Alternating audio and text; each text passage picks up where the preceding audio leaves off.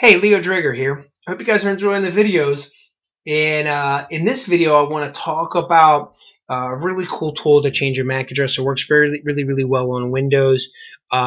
Specifically, let's look at the SMAC tool. Okay, so I'm going to go into my pen testing box, and I'm going to basically look up SMAC. Now, SMAC is actually a tool by KLC, and it's version specific. I particularly like version 1.1, specifically because you can basically choose the address that you want. So I'm going to show you basically how to use this all together. Okay, so let's go ahead and let's see this. Clear the screen. Let's do IP config all, okay, and you can see that I'm running on 192.168.92.129.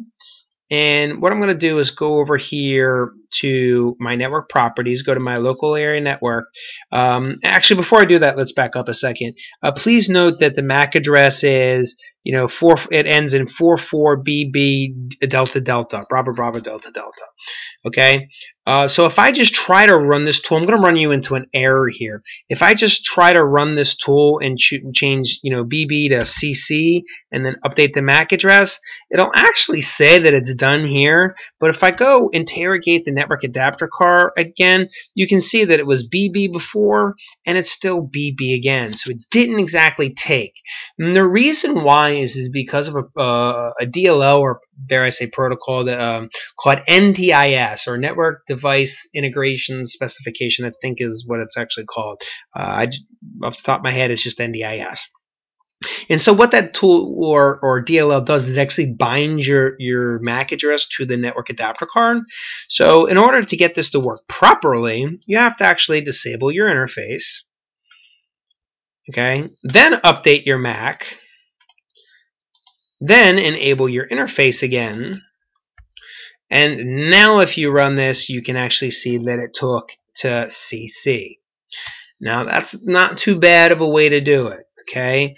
Other things that we could do here, just to kind of be a little thorough, if I wanted to look at the device manager, I actually could go down to my network adapter card here and look at the properties.